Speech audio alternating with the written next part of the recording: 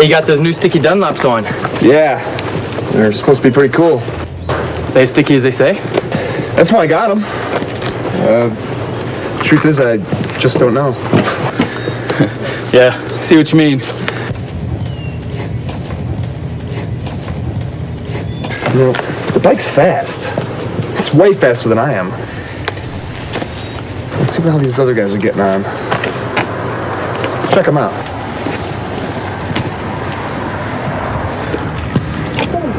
Whoa. Oh, whoa. Now, this guy's brave. He can really lean it over. Hey, look at those foot pegs all ground away. Jeez. And that tire. Gosh. Can I help you gentlemen with something? Is this your bike? Yes, she is. Hey, how do you do something like this with a bike like that? I guess I learned a few things in my days. Yeah, I guess so. You got any advice for us? Advice? It's a very interesting topic. You brake straight up. No way, pup. Trail brake. All the time. No, bro, I'm pretty sure you're supposed to counter steer in the turns. Just get more seat time. You'll improve. No way. You got to plan out your laps. Be safe. What you do is you downshift to slow down. No. Use the brakes. No, man, it's counter steering. Body steering, man. It's body steering. You got to be smooth. One can hear a lot of advice about riding. Here. I started with this. Yeah. That's the Cornering Bible. Go ahead and read it for a week. And go ahead and bring it back to me. Wow, thanks. No problem. Take it easy, guys. Thanks, you too. You see you around. Hi, I'm Keith Code. We hear lots of advice about how to ride. Some of it's destructive advice, some friendly advice, and some useful tips. Let's see how advice stacks up against the technology of riding. Take how to steer as an example. Most often, our first vehicle had 3 wheels, like this tricycle. Turn the bars to the right, and it goes right. Turn to the left, and it goes left. Simple. Our first ventures out on 2 wheels usually involved training wheels. Now we have a 4-wheeler. From the tricycle experiences, we instinctively turn right to go right, and it works. In the time-honoured method of training, we raise the training wheels. Now we have a recipe for disaster. We've lost 2 wheels. It's now a frighteningly unstable machine. The child expects it to steer like everything else she's ridden. Look what happens though. She steers to the right and the bike tips over to the left, just like all 2-wheeled devices. Just go for it. Even with all the bad advice, out of our sense of survival, we somehow make it work. She has never balanced But do yet. we Lower the training understand wheels. You'll kill the her. underlying technology of it? Look ahead of Keith. All 2-wheeled vehicles steer differently to 3- and 4-wheelers. To go right, you apply pressure to the right handlebar. That action initiates the turn. The bike then leans over and the front wheel turns into the turn. It's called counter steering. That's why training wheels are so confusing at first. It's counter to everything the child has learned. There you go. There you go. Hey, good job. Listen, kid, steering is simple. You just push down the inside peg, pull the bike in with your knee, push the handlebars down, and lean your body in. Oh, really? I didn't know that. It was false and misleading advice like that led me to invent the no BS or no body steering bike. Let's see if it will help us sort out the facts of steering. I've grafted an extra set of bars on this bike. The whole idea was to take the handlebars out of the equation to discover what so-called body steering really does. The extra throttle on the top bars allows the rider to maintain his speed. Even with massive shifts in body weight without any input through the handlebars, the bike only vaguely changes direction. This would never get you through the corkscrew at Laguna Seca. Foot peg weighting is another myth. Even with his entire body weight on one peg, this bike merely veers off course, and once his course is set, the pressure has even less effect. Good advice doesn't always put the rider in real control and can prevent us from properly being able to do this. A little counter-steering with bar pressure gets the job done and puts the rider in control. Here, we have mounted a simple pointer on the tank to illustrate countersteering. Let's take it for a ride and see what happens.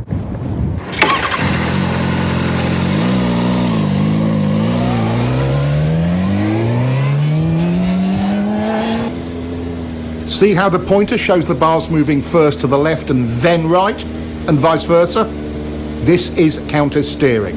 It's the only way to accurately steer a motorcycle. It really is simple. Just press on the bar and the bike responds instantly. That's all you do, and it works all the time, every time, even with only one finger.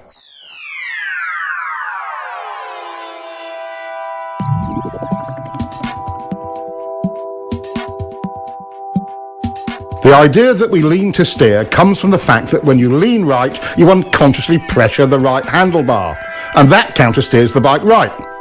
Vice versa for left turns. Lean steering is one of the myths of riding. Some believe body steering works because they can maneuver the bike with their hands off the bars. When we move our weight around on the bike, it actually creates a counter-steering action. Look at the pointer.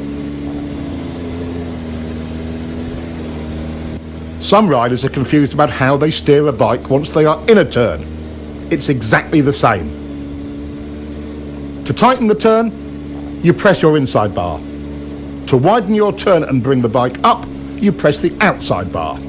Counter-steering always works. Countersteering is a piece of riding tech that will help you to improve your control in virtually every situation. Let's take a look at some other parts of riding.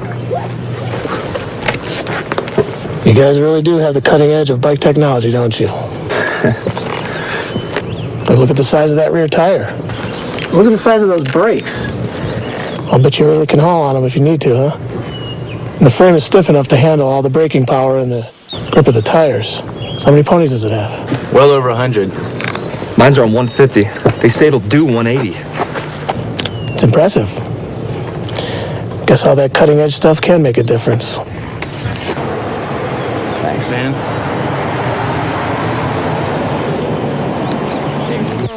But sometimes the cutting edge cuts the rider. What's needed is the riding technology to match the machine's technology. After over a century of development, motorcycles are truly precision cornering machines. But that doesn't eliminate rider error. What stops most riders from being able to use all of that potential?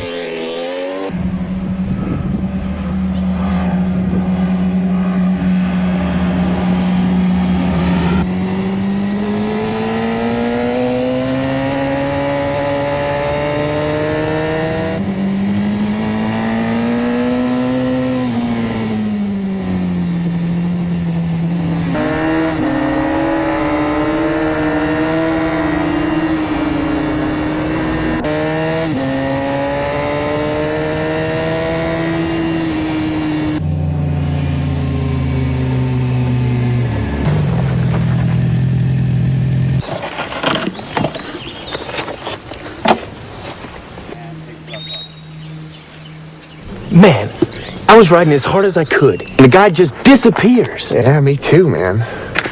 Hey, is there anything in that Twist 2 book he gave us about riding harder?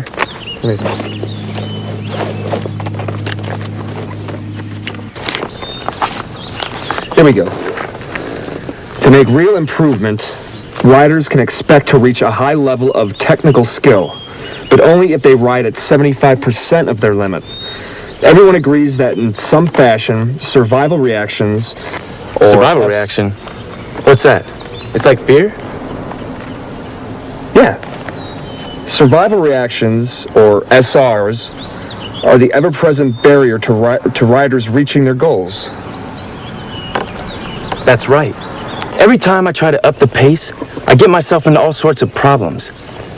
It's like I'm afraid to push my limits. But I'm not sure what I'm afraid of. It's me too. It's definitely my personal limit. I describe it more like Mild panic. Oh, let's ride. Let's see if we can get it. Where's my key? Where's my key? What do you mean? I never took it out. It's not here. Look in the bag.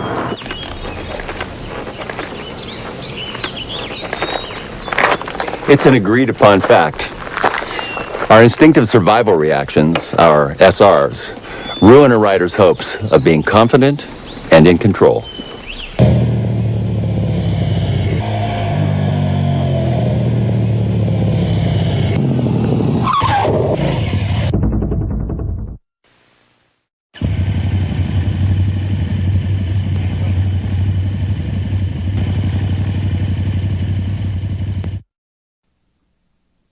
In riding, there are 8 distinct so-called survival reactions, or SRs, and we can see all of them in this one incident.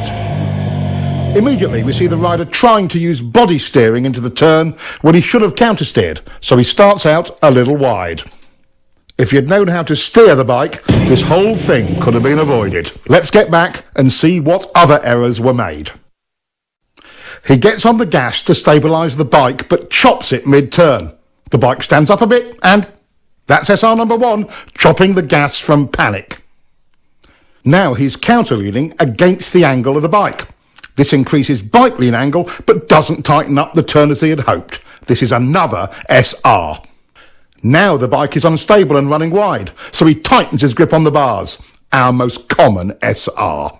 None of this helped. He's running wide and panics. He's looking everywhere but where he should be. Around the turn. This is visual panic. He target locks on the very thing he doesn't want to hit. An SR? You bet. In a panic, we go where we look. He's steering directly towards the log where his attention is locked. SR number 6. With his attention tunnelling down, he cannot steer effectively and becomes frozen on the bars. Yes, SR number 7. He can't turn, so he jumps on the brakes. Our 8th SR. His lazy steering started the whole mess, but when he chopped the throttle off, it got worse. First, let's take a look at throttle control and how it works.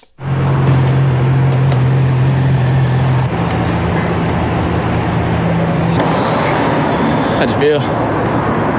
The bike felt terrible on those turns back there. How was yours? Not too bad, but I didn't have as much grip as I'd like. The roads must have been really slippery. I think I need to play around with the suspension a little bit. You know how to do that? Yeah, but not enough.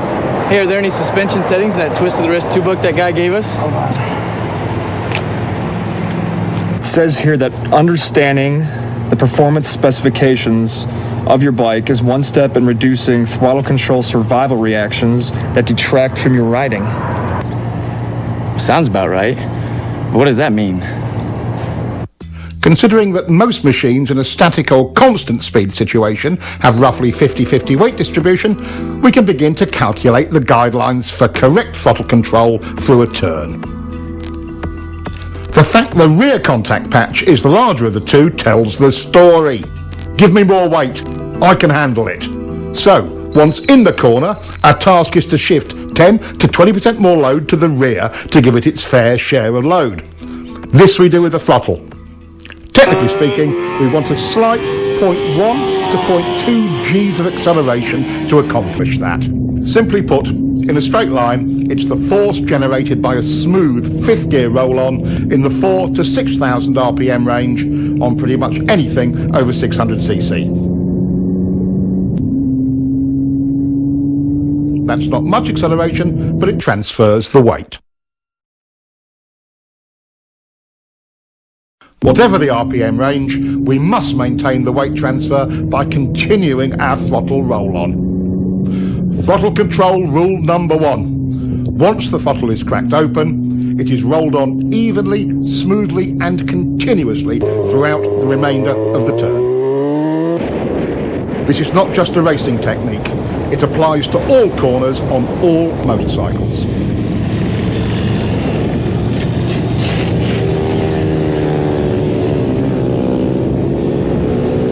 Once the correct transfer of weight is achieved using the throttle, any big changes in that weight distribution will reduce available traction, which is especially important in poor traction conditions. Once the bike is fully leaned over, violating rule number 1 with poor throttle control will underweight or overweight that particular tyre bike combination. Here again, even in poor traction conditions, good throttle control gives maximum stability and grip. Slides aren't the only negative result from rolling the throttle on and off. For track riding and racing, each throttle on off or even just a hesitation will cost you time. At least 1/10 of a second, about a bike length, in a slow to medium speed turn.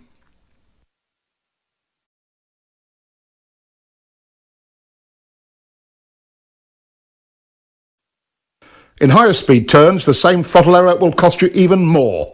The effects of wind drag are substantial at higher speeds.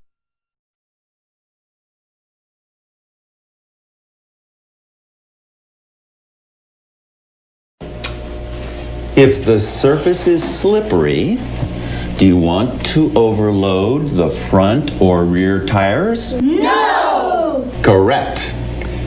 If you're rough or inconsistent with your throttle control, will it reduce traction? Yes! Exactly.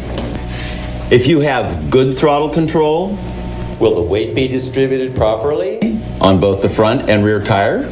Yes! Exactly. Now, what is throttle control rule number 1?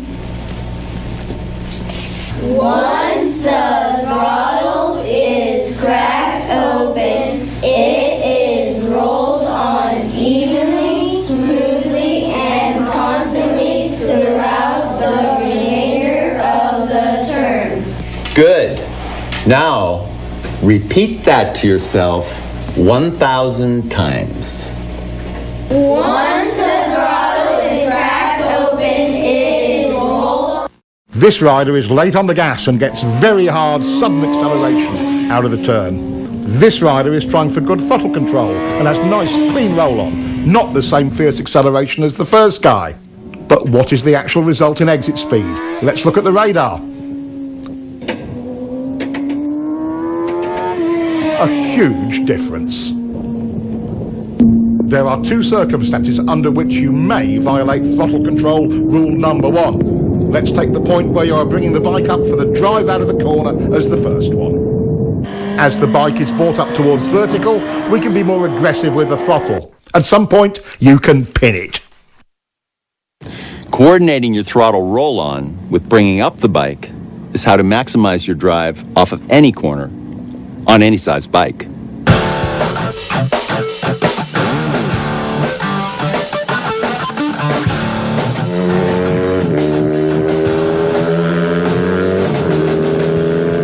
Most riders wait until the bike is nearly upright before they increase the roll-on rate. The skill of it is in accurate timing of the pick-up and roll-on. What difference does it make? Quite a lot. The second exception to throttle control rule number 1 is traction control. Riders can be far more aggressive with mid-corner and exit throttle. Double apex turns are the other exception to the throttle control rule. Since you're actually dealing with 2 turns, it's okay to roll off or stop the roll-on between the 2.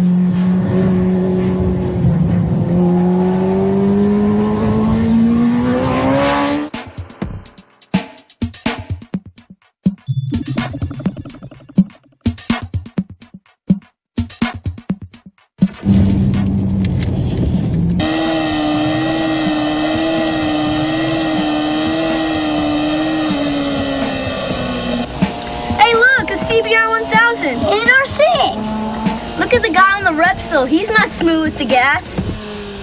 I bet his wrist hurt.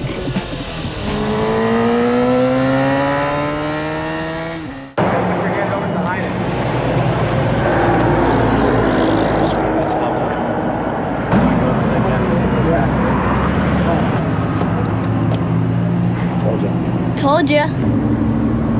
What are you looking at, kid? Your tires. What do you kids know about riding?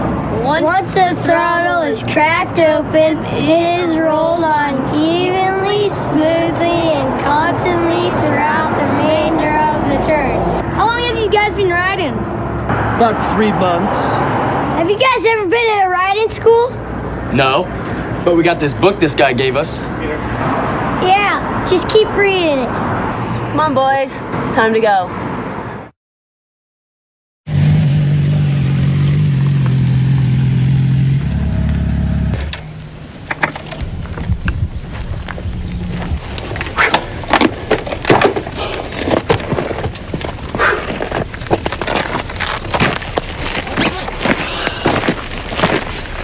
At some of those places, I just couldn't help myself.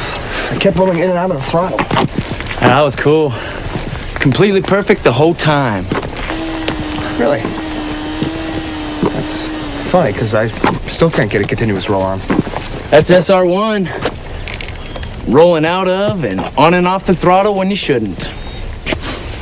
That's right. Survivor reactions. How could I forget that? Good handling means predictable traction, and good traction depends on your suspension working well. In mid-corner, on a properly set up bike, the forks and shock work best in roughly their mid-stroke range. With good throttle control, you can see the forks working in their mid-stroke in mid-corner. Is that as good as it gets? Is the bike happy? Are you happy when the bike is happy? Yes, yes, and yes. In what range do we want the rear shock to operate? In the middle, of course. That's its most compliant range. That's its sweet spot, just like the forks. Once you get back on the throttle, weight begins to transfer to the rear. The rear shock becomes our main concern because we must now rely on it more for stability and traction. Contrary to popular opinion, getting on the gas hard makes the back of the bike rise. That applies to both chain and shaft drive bikes. As it rises, the rear suspension becomes stiff. This results in the rear tyre not being able to follow the road's surface as well, and traction is reduced. This becomes abundantly clear when we look at front wheel speed compared to rear wheel speed on a straight. There is quite a bit of tyre slippage, and look at the rear suspension's position. Nearly topped out. Again, it isn't working well. With good throttle control, we get what the bike is designed to deliver: working suspension and optimum traction. Another downside of survival reaction number 1, chopping the throttle, is reduced ground clearance. Not only does the front compress, so does the rear, which further reduces your clearance. Perfect examples. When the rider is hard on the brakes, the front end wheel feels heavy under braking. Of course. Check it out.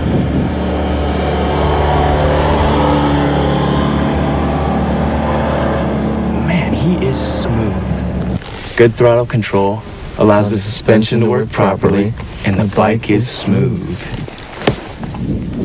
Let's see if we can catch him. Our new riders might have grasped the idea of good throttle control, but they certainly haven't mastered it yet.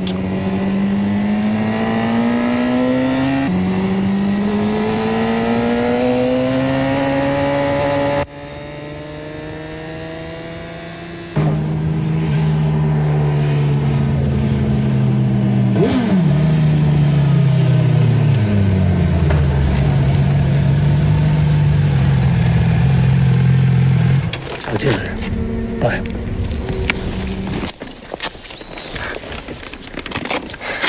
I figured you guys would come this way.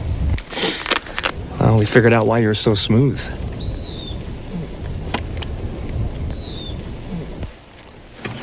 They've got it. Your forks, shock, and suspension settings create the potential for good handling. Your throttle control brings that potential into reality. Good throttle control has a major impact on slides. In controlled slides like these, good throttle control maintains stability. In unwanted or unexpected slides, chopping it makes it worse. Watch this. Good throttle control in reverse can save you from the high side. His smooth roll-off works much better. Practice your roll-off as often as your roll-on. When the time comes, it could make all the difference. Without getting into anything really nasty, like oil on the road, what are the usual conditions that activate our off-the-gas SRs? How about some of these? Water and sand are two big concerns for most riders. While you must not be aggressive with the throttle in situations like this, you certainly don't want to chop it either. What is your best bet if it's really slippery? Well, pick it up as best you can. The less lean angle, the better.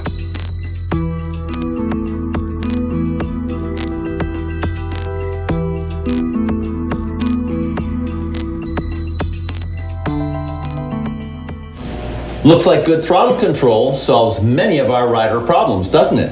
Yes. There are many factors that affect what line a rider may take through a turn, and we'll explore that later. The point we want to make now is this. No matter what line you take, high, low, middle, whatever, good throttle control is the gauge by which you can judge it. Riders are often confused about why the bike initially stands up and runs wide when they get off the gas mid-turn. Once into your lean and the gas is rolled off, weight transfers to the front of the bike, compressing the forks. That weight goes to the front tyre and spreads out the contact patch. This creates additional drag on the patch to the inside of the centre line of the bike. That drag countersteers the bike upwards and it runs wide. The whole thing can seem confusing, especially as the rider expects to tighten the turn when he rolls off the gas, and he finds the opposite of that happening. A moment later, since the gas is off, the bike slows, leans further over, and finally tightens up the turn. Applying brakes mid-corner creates the same effect. When the weight transfers forward, the result is the same. The bike stands up.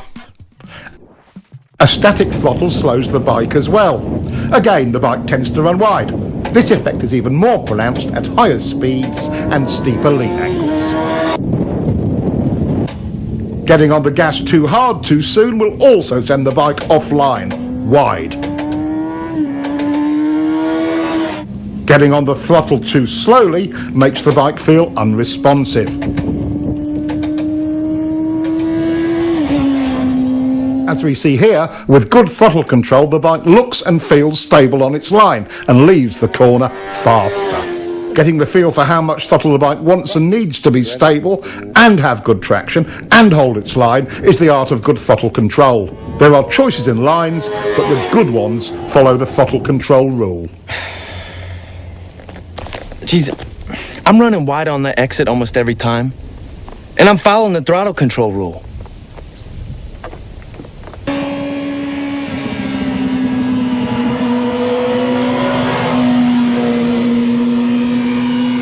It doesn't make any sense. What's that Twist 2 book say? You get on the gas as soon as possible. Well, I'm definitely doing that. But still, I coming out, I can't hold my line. Well, yeah, mine's holding a line. It's just unstable at the beginning. I'm not running wide on the exit, but my bike doesn't feel planted until I get to the apex. I don't know what we're doing wrong. Let me take a look.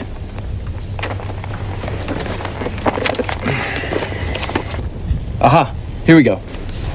To meet the throttle control standard, steering is completed before you get it on. This doesn't mean at the apex, right before, or just after, or at any particular part of the turn. It means as soon as possible once the steering is completed. I never thought of that. See, I was told you have to wait until you get to the apex. I've been scared to get it on before that. Let's look at all 6 of the off-the-gas results and see why it's so important to follow the throttle control rule and get back to the gas as soon as possible once the bike is turned. Weight transfers forward, changing our available traction. We've lost our suspension's mid-stroke sweet spot. The bike will tend to overreact to rough pavement and can become a bit twitchy. By creating some instability, the bike initially tends to run wide.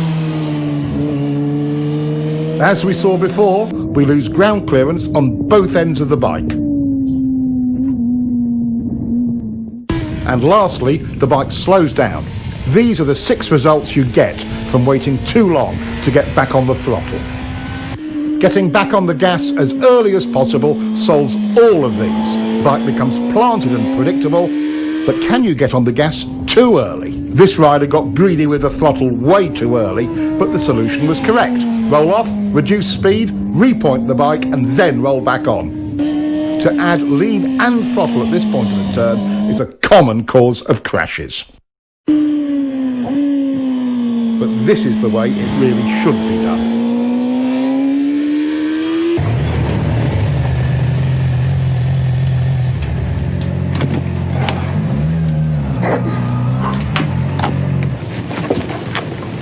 Hey, no more chicken strips. Yeah.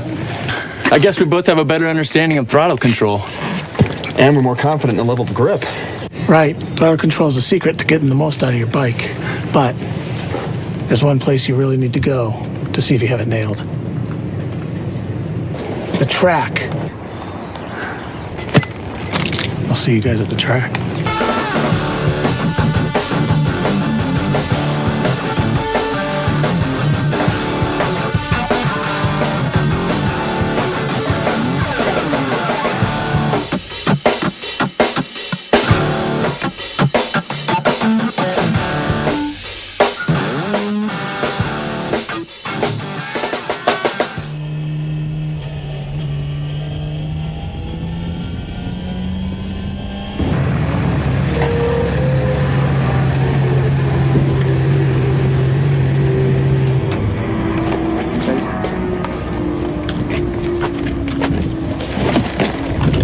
I stayed with you all the way to that fast turn. Man, you just pulled away like a train.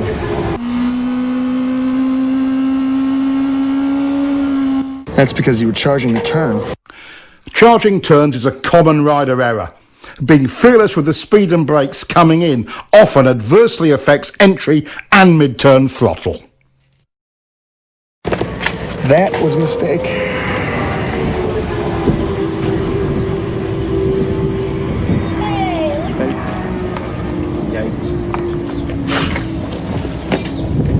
All right, so when my arm is rising, I'm rolling on, and when it's falling, I'm rolling off. So my left hand is telling you guys what my right hand is doing, okay?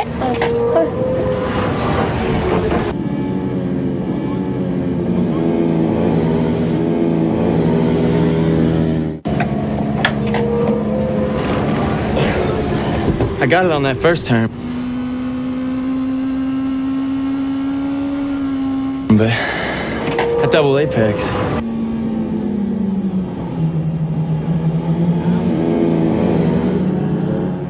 Well, man, you're still charging the turns. Yeah, you're right. That's SR number one in another form. I'm gritty with the gas going in there, then coasting and losing too much speed. Charging your turns just masks your sense of speed. Let's take a look.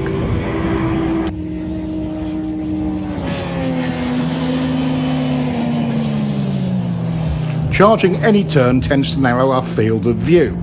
When we lose our reference points, it affects our sense of speed. This is one of our SRs. Our new rider is still charging corners and chopping the gas. That will cost him turn entry speed and a clean early roll-on.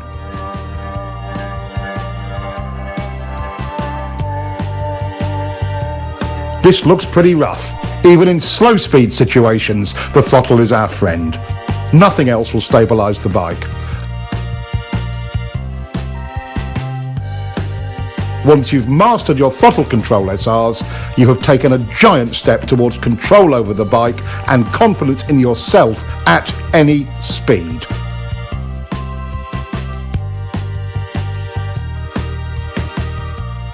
Understanding your bike's needs and wants is important.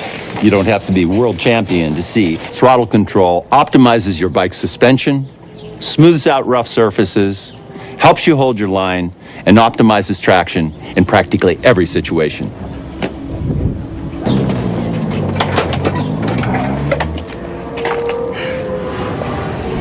Man, this track riding is really hard work. Yeah, I got a really bad forearm pump. I could hardly grip the front brake.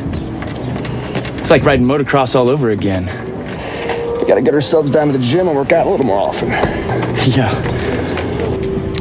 My first reaction is to tell them both to relax.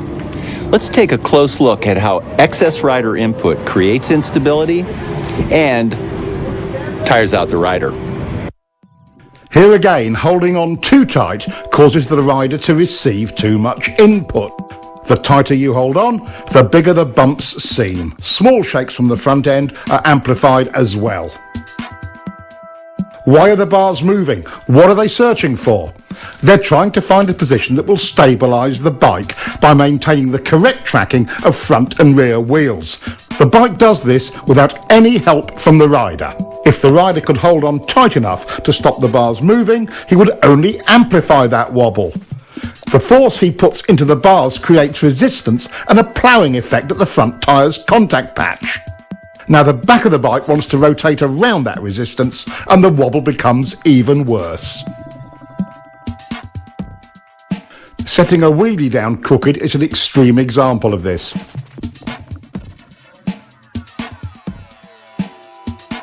Let's look again. When the front wheel is not in alignment with the bike's direction of travel, there is a huge resistance created at the front contact patch. The wheel immediately tries to realign itself with the bike's direction of travel. Take a look at the massive deformation in the front tyre as it sets down. When the rubber springs back into alignment, the front end shakes.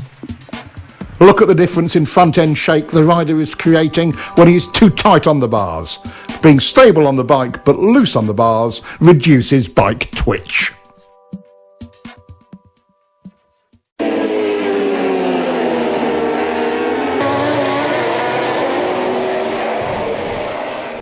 Holding on too tight transfers engine and road vibration to your hands and arms, tiring them out and making them numb. This in turn causes you to hold on even tighter. This same elevated level of feedback can, again, easily distort your sense of speed. When the rider responds by tightening up on the bars, it gets worse. This is SR number 2 once again, tightening on the bars.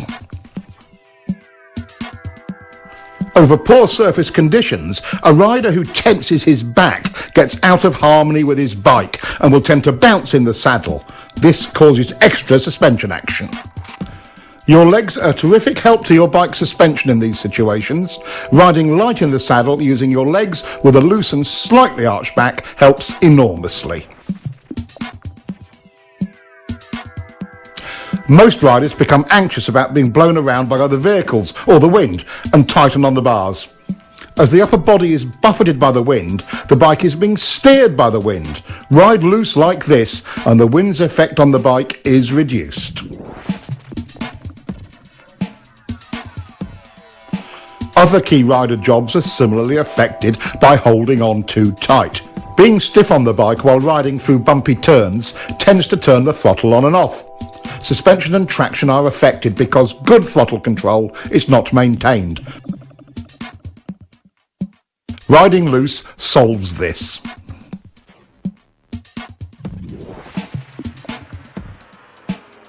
Riding rigidly can shake your helmet and blur your vision. The more you try to brace yourself and hold your head still, the more it shakes. This can even make your neck sore. Limber and loose is smooth.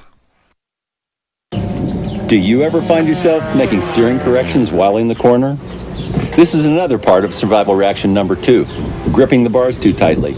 As the bike runs wide, or feels like it's running wide, survival reaction number 2 kicks in and steering corrections occur.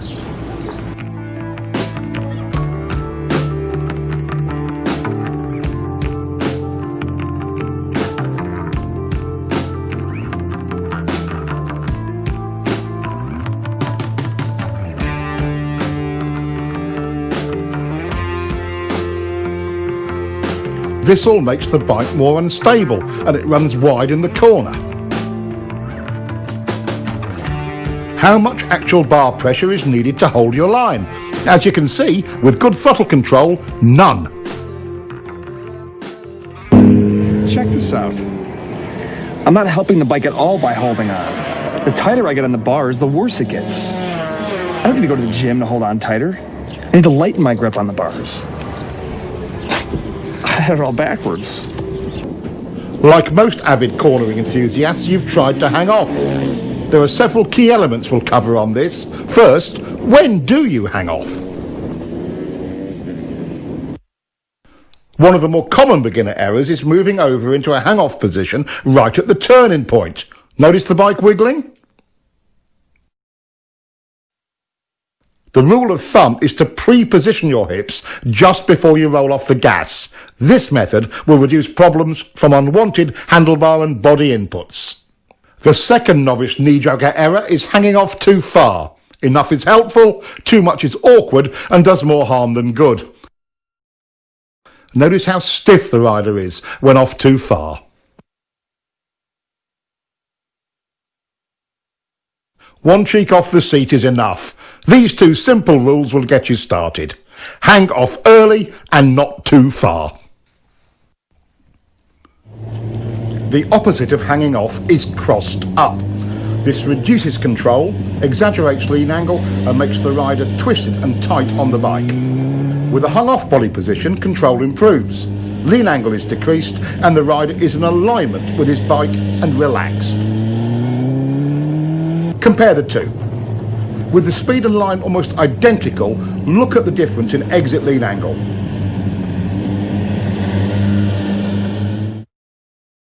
Less lean equals more throttle and better drive. Now let's compare straight up riding with hanging off and see if there is a difference. Here he is riding straight up.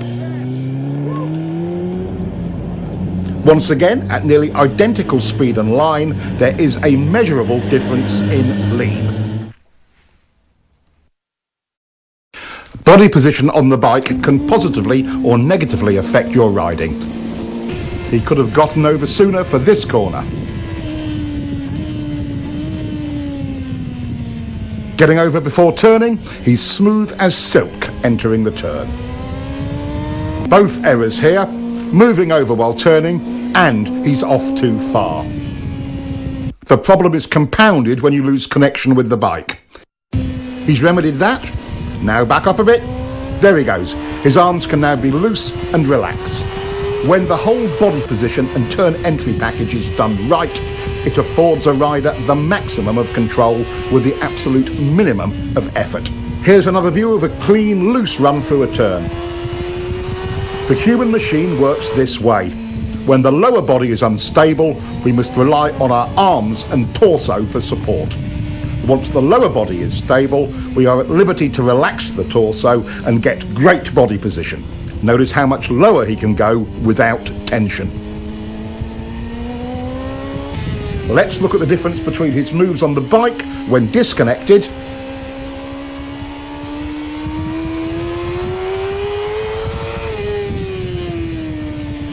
and compare that to locked onto the bike firmly. Much more relaxed and in control. The crossed up riding style looks even worse from on board. Everything about the rider is twisted and unnatural. Head, shoulders, even eye position is strained.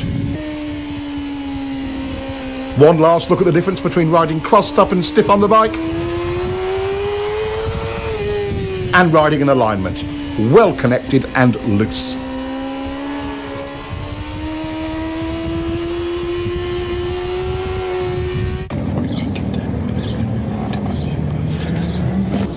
It's easy to see how we can create instability with the bike. What design features do sport and sport touring bikes have to help prevent that? Why do sport bikes even look the way they do? High-backed seats anchor the rider more firmly, reducing the need to hang on by grabbing the bars too tightly. Large tanks help provide a better perch on the bike. Some riders use it for elbow or forearm rest during cornering. They can also provide a resting place for the upper torso. Knee cutouts on the tank's side provide a more stable way to hold on, allowing the rider to use the bars less.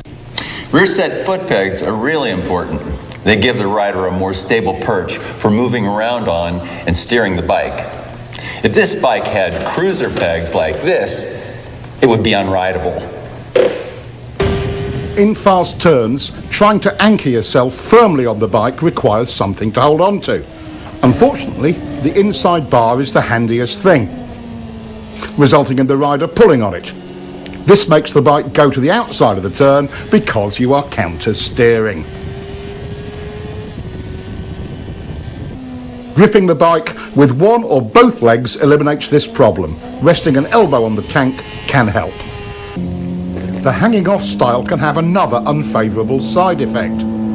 By pulling yourself from one side of the bike to the other using the bars, you will make the bike wiggle.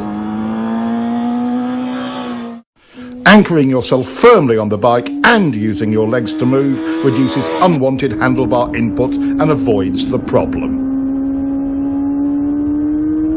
Is a motorcycle truly out of control when it's sliding?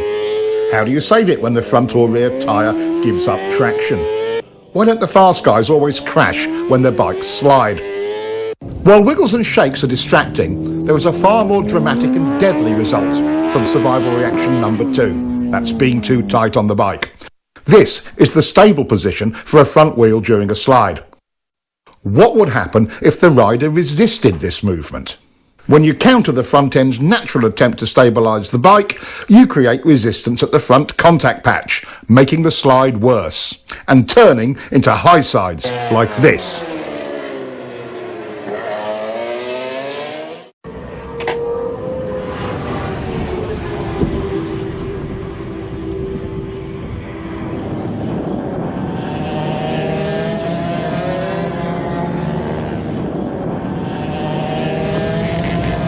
My rear tire must have gone off. Sliding in turn 3. Problems? I didn't know you were out here. Yeah, sliding in turn 3. How's your throttle control through turn 3? Really good. I've already worked that out. Do you have any arm pump? Yeah, now that you mention it, I think I do. Well, being tight on the bike can start little slides before you get anywhere near the limits of traction. Really? It's not the tire? Well, can you ride it just to see? Sure. Always wanted to ride one of these.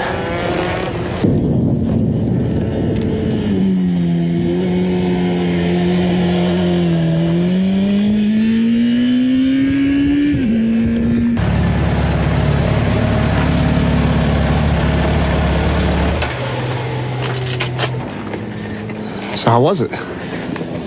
Oh, the bike's great. Thanks for the ride. Oh yeah, your tire's fine. I guess I'm making it slide then, huh? SR number 2 strikes again. I'm just too tight on the bars. Try it again. I'll follow you. Really? Thanks.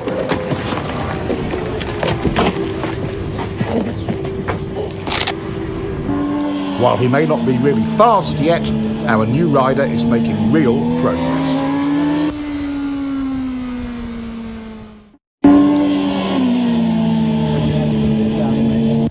The 3 most common reasons for front end slides are 1, over-braking going into turns. 2, from overloading the front tire. This is called pushing the front end. The standard solution to a pushing front end is getting back on the gas. And 3, from slippery surfaces. Fighting the front will make you crash. Letting the bike do its own thing, relaxed on the bars, is the right choice. You are dangerous to yourself to the degree you let this survival reaction number 2 grip you in its claws. Take control by doing nothing. Let the bike stabilize itself. I'm getting a lot of head shake over turn 6. I think it's my shock or forks. Guess it could be a bad tire. Does it happen every lap? Yeah. No. Maybe once every 2 or 3 laps at first. And then it did it every lap. I had to pull in. See, here it says bikes don't do anything every few laps. Only riders do. So I bet if you loosen up on the bars, it'll stop. Yeah, I think you're right. You know?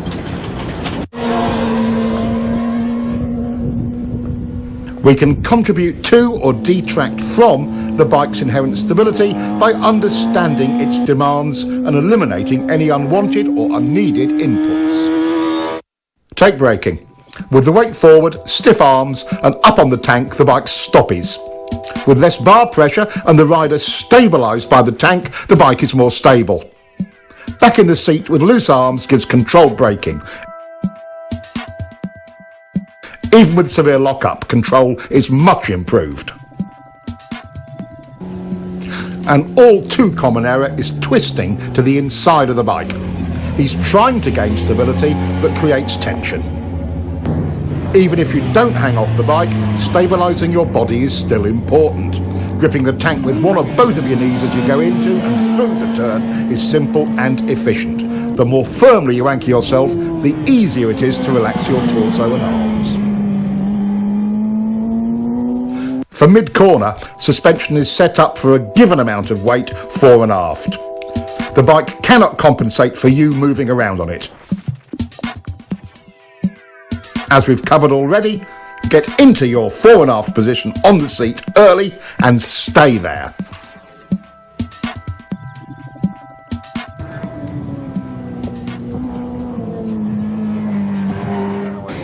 Just to recap, your bike's suspension can be adjusted for a variety of road and track conditions, but you cannot adjust it for excess rider input. By being loose, the rider allows the bike's suspension to perform at its best. The main points of rider input are: hanging off too late creates instability. Get over early. Hanging off too far creates instability as well. Being disconnected on the bike looks like this. Locked on is better. Twisted on the bike. Going with the bike. The seat provides stability, and so does the tank.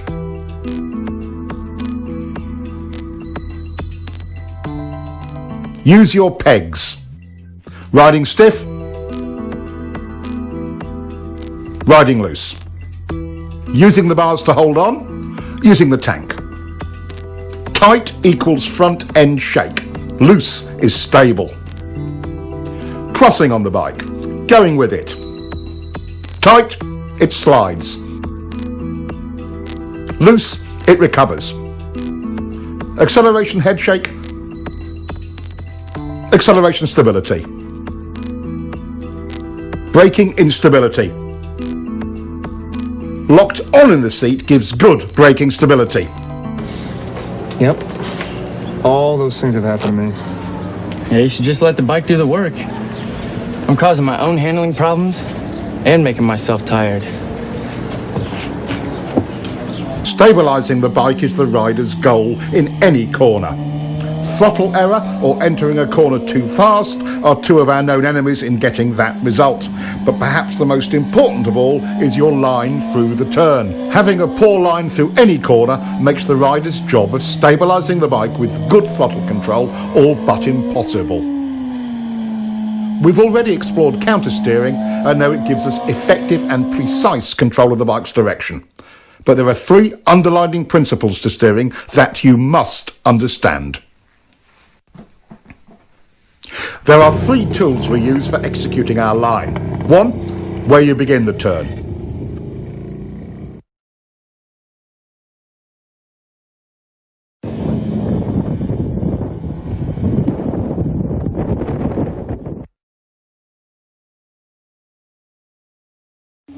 Two, how quickly you flick the bike over.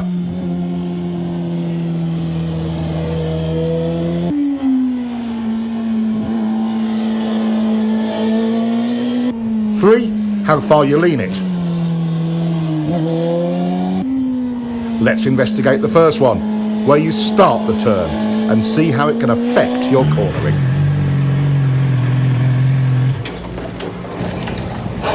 Hey, you're doing good, huh? That's getting better. Looks like it. I'm getting a feel for throttle control, but it's inconsistent. One lap I'm good, the next I'm stalled on the gas in the same turn. I know what you mean. My line changes from lap to lap, so I don't always have the confidence to keep rolling it on.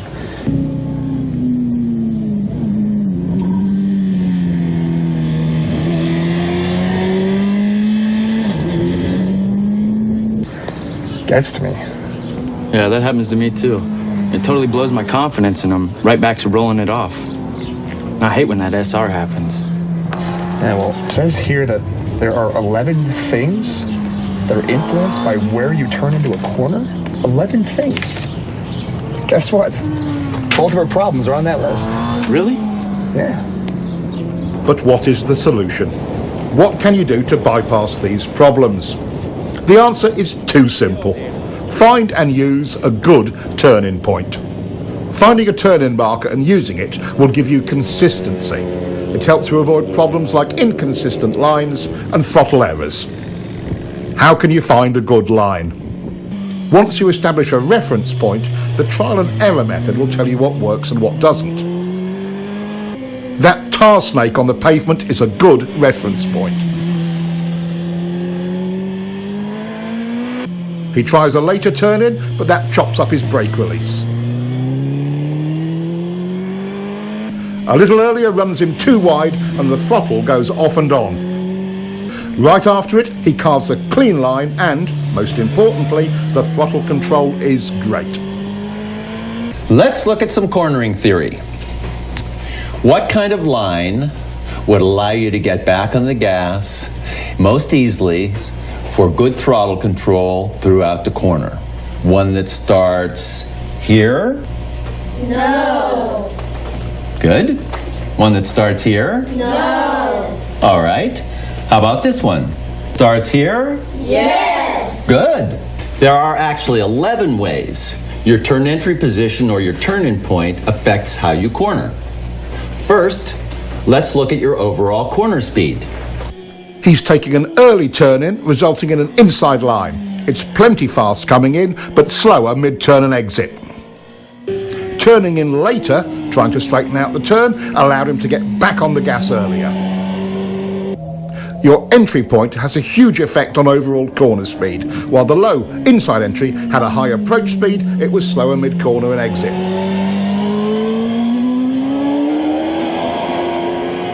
The higher outside turn entry allows him to point the bike more towards the exit. Even before mid-corner, he's back on the gas.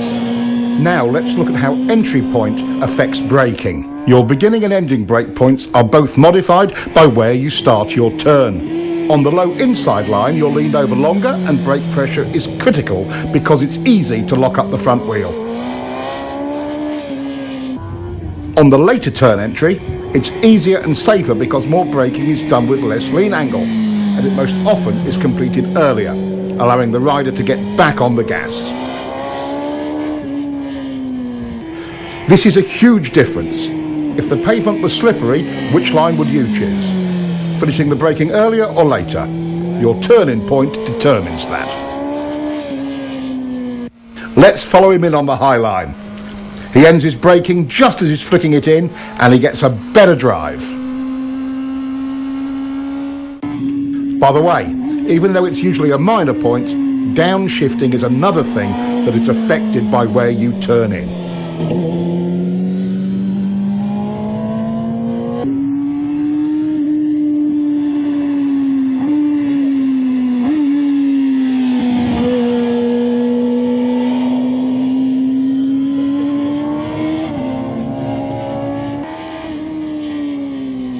Of the key tools of turning, one is how quickly you can get the bike over.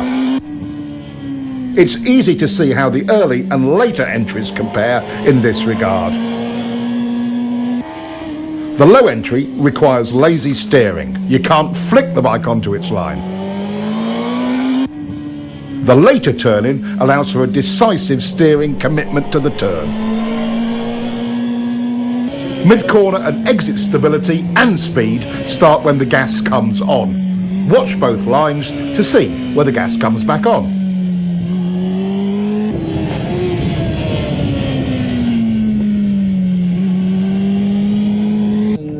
Our later entry rider was able to get back on the gas 37 feet earlier. That's 5 bike lengths. Earlier on the gas means stability through more of the corner.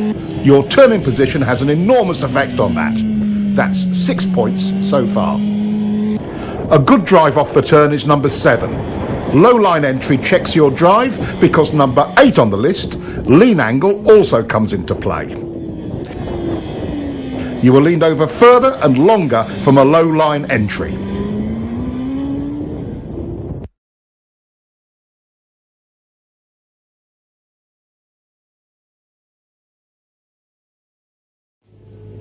Seeing a line that is taking you too wide does not inspire confidence. Seeing one that points you further up the road does. Number 10 is how much road you have at the widest point of your exit. On the street, the same principle applies. Staying in your lane through the middle and exit of the turn is all easier with a later entry point.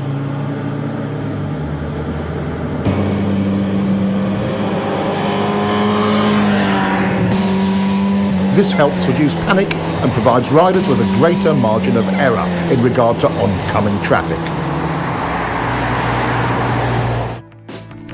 The 11th and final aspect that is affected by our turn point is mid-corner lean angle correction. While they may seem like a fact of life, they're a common rider error that results from this same tech point: early turn entry.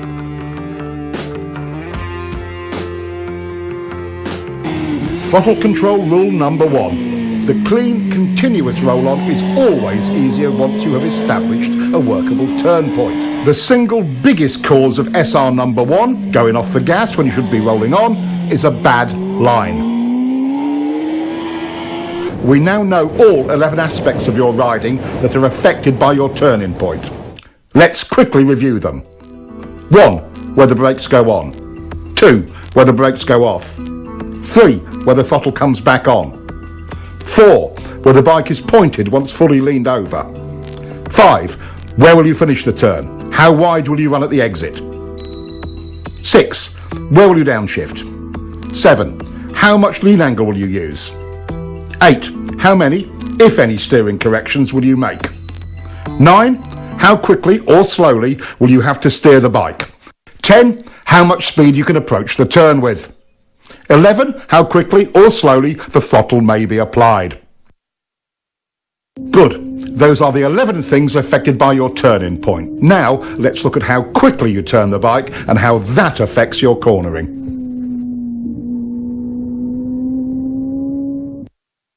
How quickly do you need to turn? Not very quick in this situation. It would be silly to quick flick the bike when you don't need to.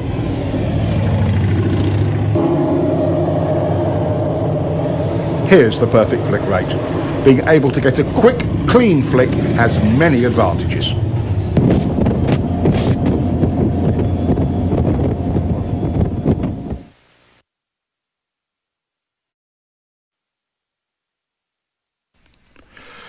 How does the rate you flick the bike affect your line in any series of corners, like these S's?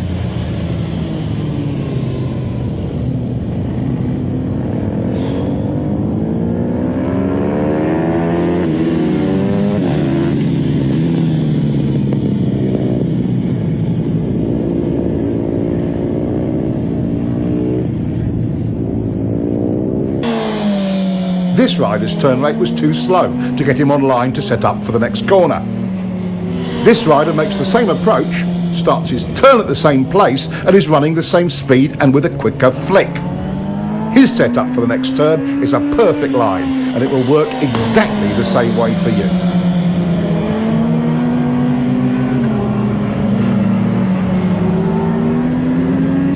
Once you begin your turn, where do the cornering forces start to push you? Outside or wide in the turn. Exactly. If this is your intended line,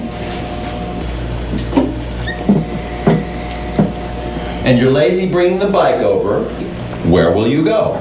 Outside or wide in the turn. So, if you flick the bike a little quicker, would it get on that line? Yes! Class, you are brilliant today.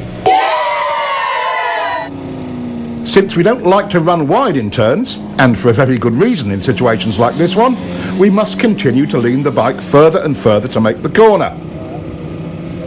Lazy steering forces you to lean the bike more than is necessary, and you'll be leaned over longer. Let's compare.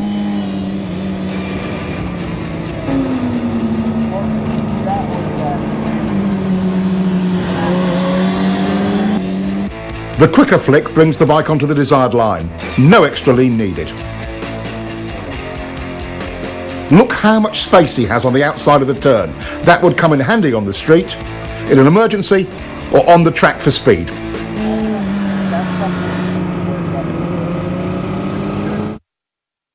And look at the difference in acceleration.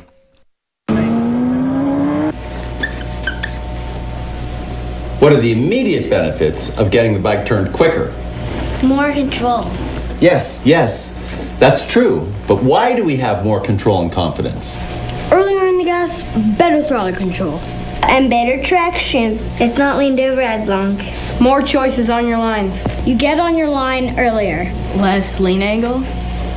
I think you've got it.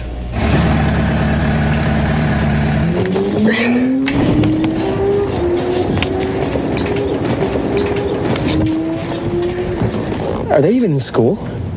Maybe that's a version of homeschooling, huh?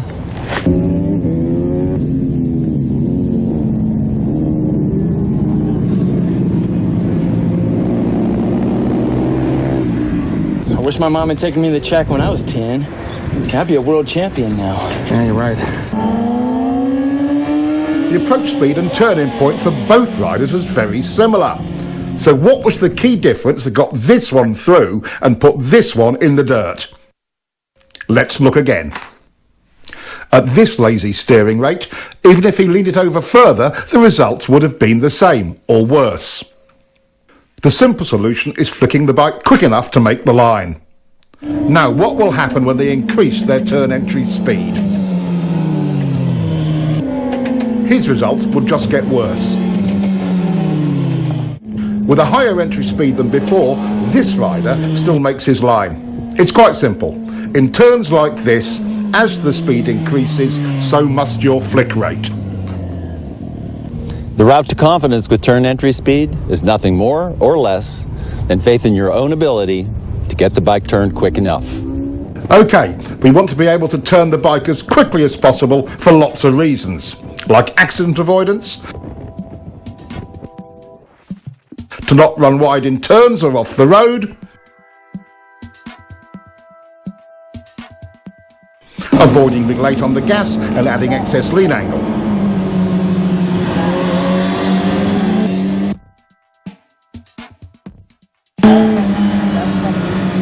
Not to mention, you'll get a better drive. How do we make this possible? How do you become efficient with your steering?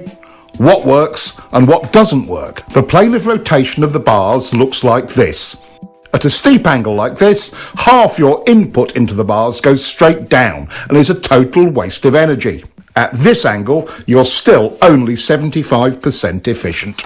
Here, your input is in line with bar rotation and is 100% efficient.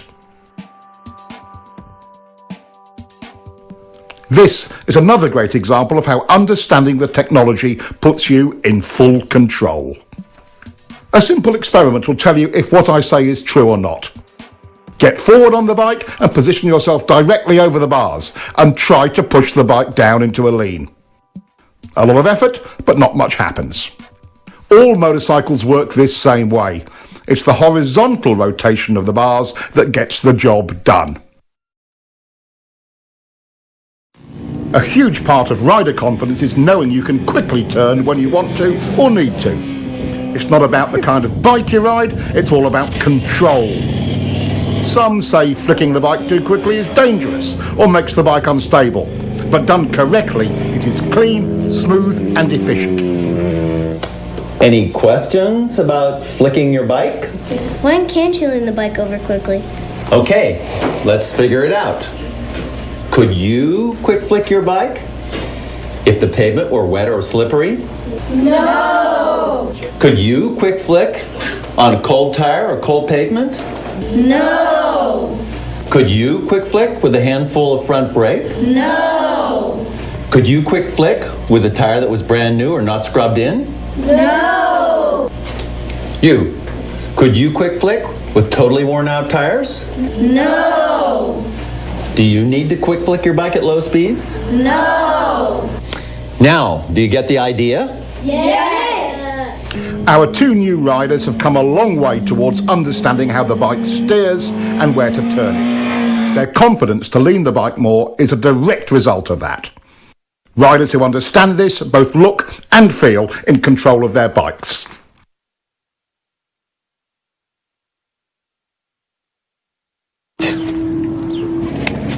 It's amazing.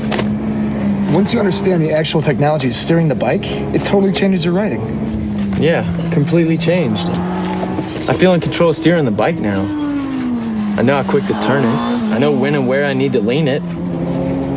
It's like I'm seeing the turns completely different now. My SRs are way quieter. It's so simple. Yeah, once you understand it. In double apex turns like this one, things can sometimes feel a little busy. Trying to maintain a continuous throttle roll-on only runs you wide, because it's really two turns. But the rider has more choices. Just roll the gas on a little bit and hold it there. Not horrible, but not really stable either.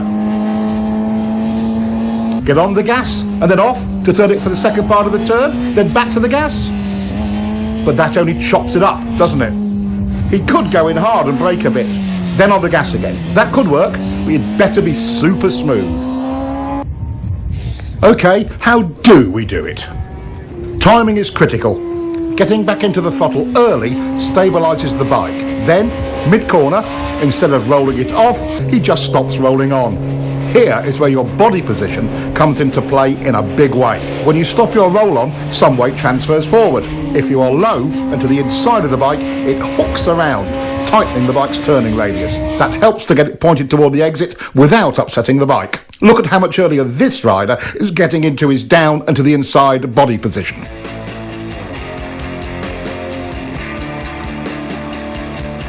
Here we see an average hang-off position.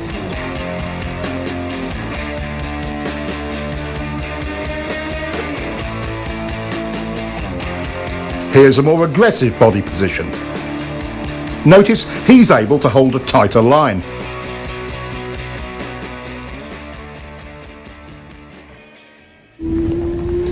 Now that's the hook turn technique and can work in almost any cornering situation. On the road, this technique can be used quite effectively if you find yourself running wide in a turn.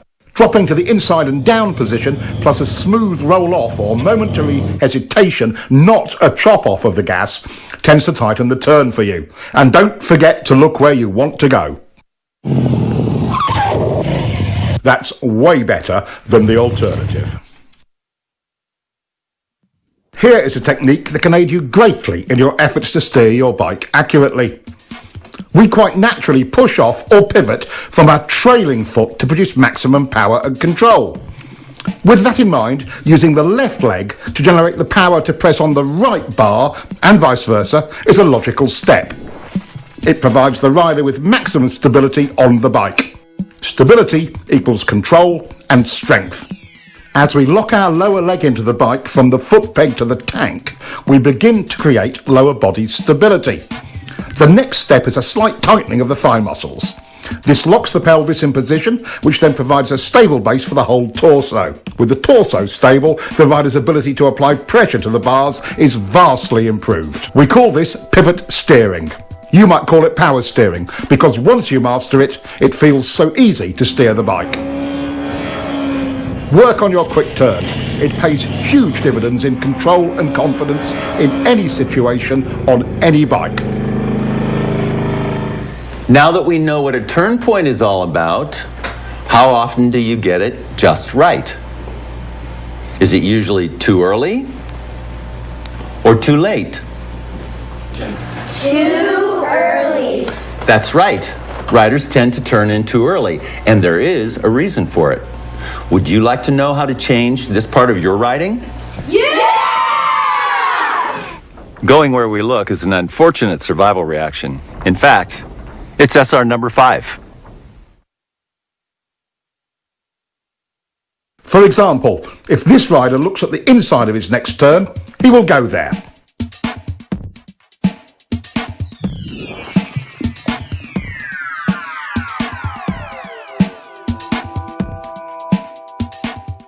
Once our attention becomes fixed on something, we steer towards it. In common parlance, it's called target fixation, and that's what causes riders to take too early an entry into corners, or run wide, like this. we already know what the results of turning in too early are. Training yourself to look in without turning in is how we overcome this SR. We call it the two-step technique.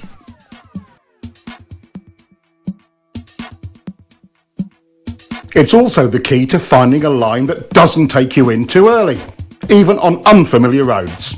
Your first step is to estimate a turning point on the road ahead. You don't know the road, so you're just establishing a temporary reference point. Step 2 is find your mid-corner position. Where you clip the inside of the turn is your apex. The trick here is looking in to find it without turning the bike in at the same time. Now he looks in, but notice how he is staying wide in the corner. Now, would you be able to see a line from this position? No. Keep looking, but don't turn yet. How about from here? Not yet, but it's getting better. Okay, now you can see your apex clearly. That's exactly where your turning point should be. Nothing provides more confidence than knowing you're on a good line, and it does wonders for your throttle control.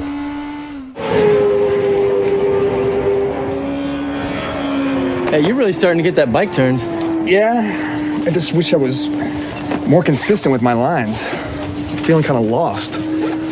Well, you know there's 4 chapters in here about vision. There's a technique in one of them. It's called the two-step that's supposed to help. Two-step. Let's take a look and see if we can sort out his inconsistent lines.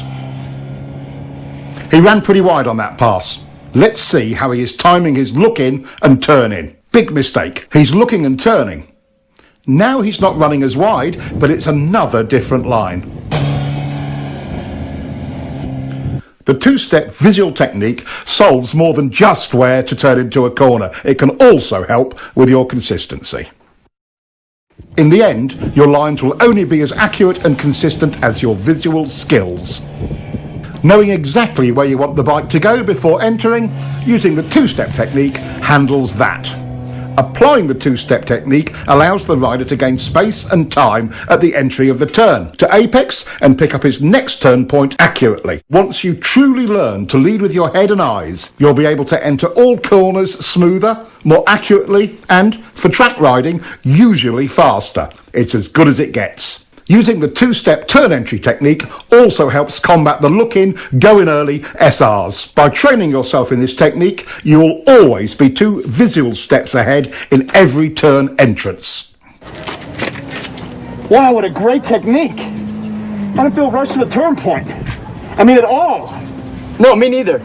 Hey, that two-step works. Hard braking can be both confusing and terrifying. No other control action on the bike can produce such dramatic results with so little effort. Most riders' survival reactions run wild under heavy braking. Brake technology has come a long way.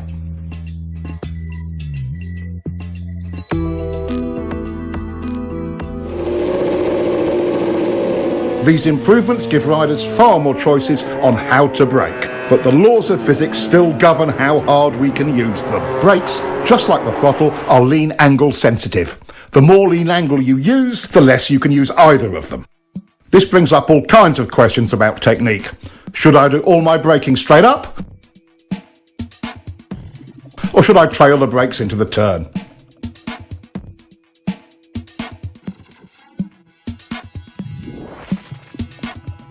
Should I brake easy at first and hard at the end, or the other way round?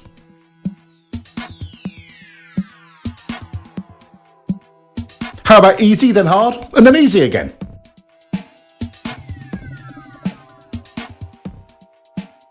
While braking, it's easy to lose sight of the real goal. Getting your turn entry speed perfect is that goal. With that in mind, which brake pressure sequence is best? Turn entry speed errors are easiest to make when you are hard on the brakes towards the end of braking.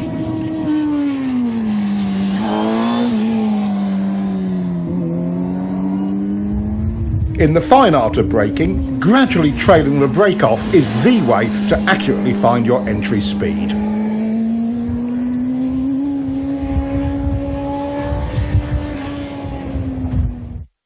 Straight up or trail braking, it's the exact same problem. Maintain control of your entry speed. Overbraking, SR number 7, often creates other problems like poor throttle control and extra steering corrections. Both unsettle the bike and can even cause excess wheel spin. Panic braking in the middle of turns is something we try to avoid because it stands the bike up abruptly.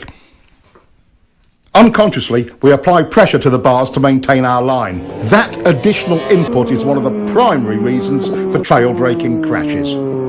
Restraining bar flutter does not let the front end follow the road, which reduces available traction even more. Despite its dangers and drawbacks, trail braking is a useful tool. Just imagine yourself leaning into a turn at 200 miles an hour with the brakes on like this. If you have to brake in a turn because of an emergency, like debris or a surprise decreasing radius, bringing the bike up as you do it is your best hope for not washing out the front end.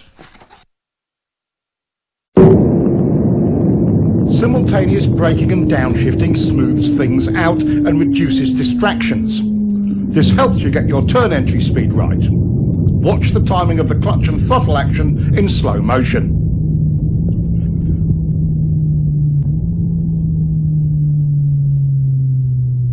Slipper clutches seem to make this unnecessary, and modern electronics will probably make it an obsolete technique someday. Too bad. It's quite fun when you get it right the old-fashioned way.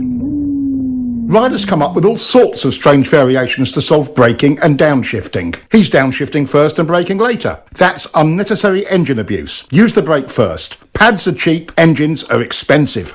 Some just downshift and don't bother to use the brakes at all. In some situations, when brakes aren't needed, that's okay. But again, pads are cheap. Letting the clutch out slowly seems to solve it for some riders, but that's just extra wear and tear on the clutch and drivetrain.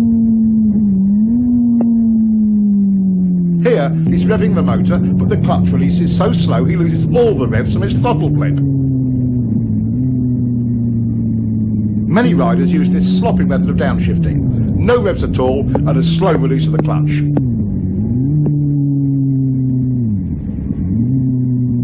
Getting too big a throttle blip over-revs the motor and causes the bike to surge forward with each gear change.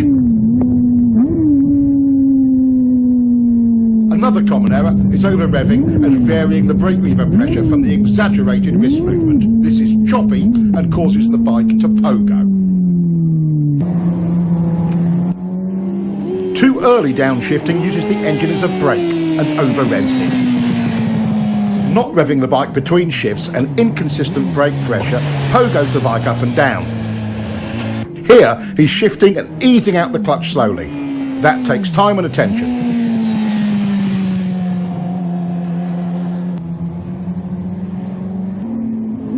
He's revving it, but too high and still on and off the brake lever, pogoing the bike.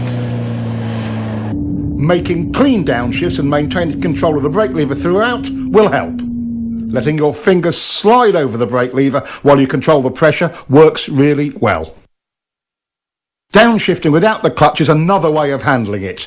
Careful timing of the throttle blip and the gear lever makes it surprisingly easy and smooth, with or without a slipper clutch. It may take some practice to make them perfectly smooth.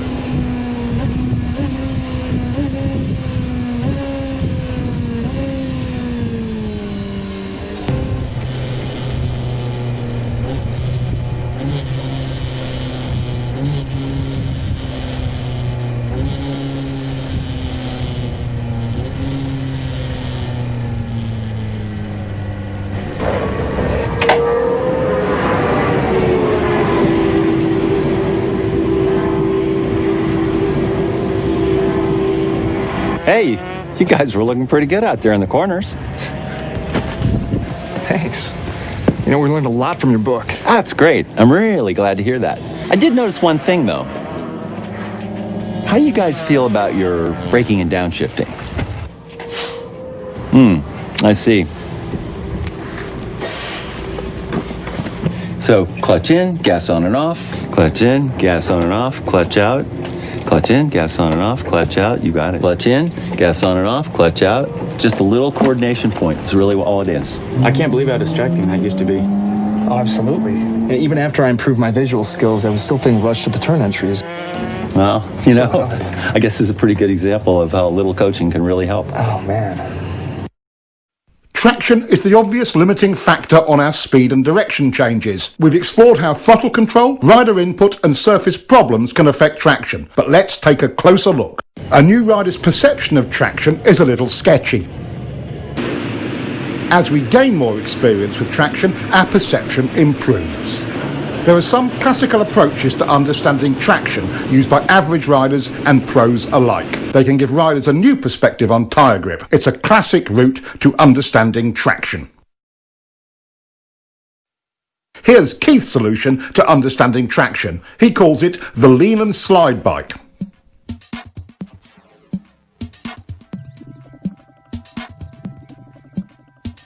About this time, most riders would chop the gas in panic. It takes a lot more to lose traction than most riders think, but there are situations you should be aware of. Of course, if the tire was new and not yet scrubbed in, or too old, too cold, tire pressure was wrong, over or under inflated, if you were riding on a slippery surface or a polished surface, leaning the bike over too far, other mechanical problems, it would slide. The slide bike helps train riders to avoid slide errors. Watch what happens when he chops the gas.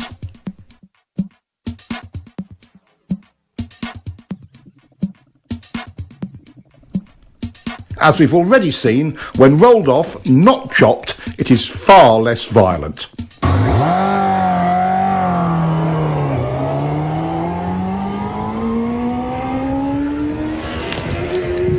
Overriding the grip of new or cold tires is a classic novice riding error.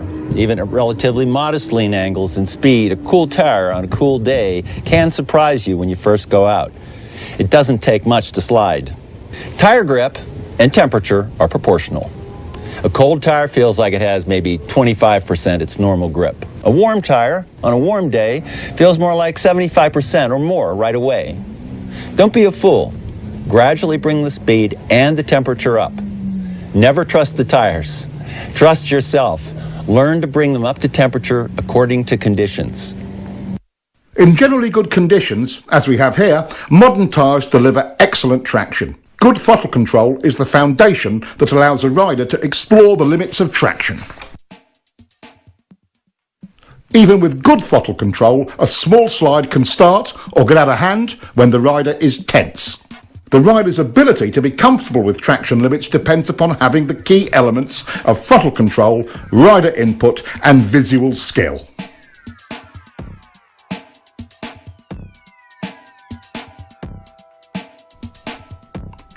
Two other aspects of traction are important to understand.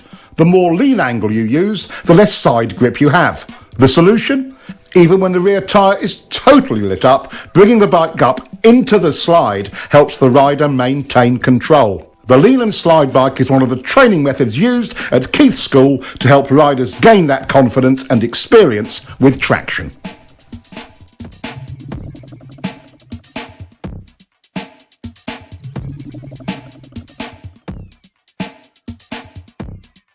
All 7 factors, visual skills, steering, turn points, line, rider input, lean angle and picking up the bike must be under the rider's control for him to be confident with the throttle and with traction.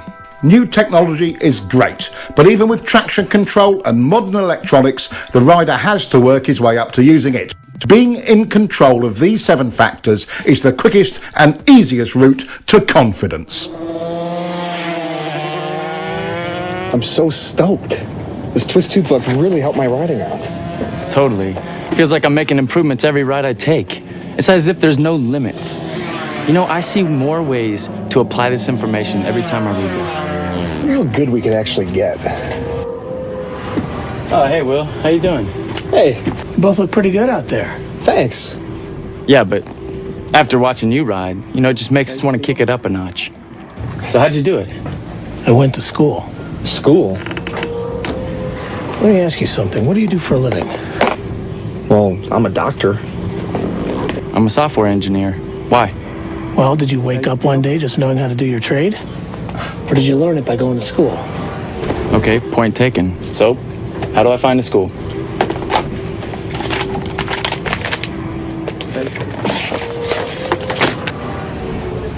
Is this where you went? That is where I went. California Superbike School. Really? Best training you'll ever get. See you, Will.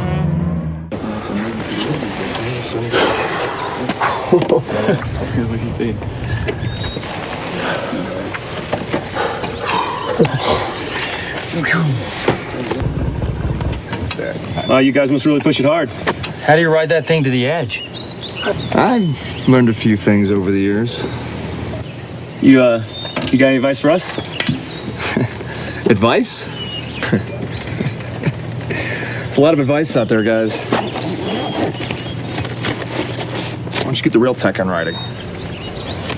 We'll lend you this copy of the Cornering Bible. We'll be here next weekend. You can give it to us then. Twist the wrist, too. Wow, thanks a lot, guys. No problem. Looks like I have to get myself another copy.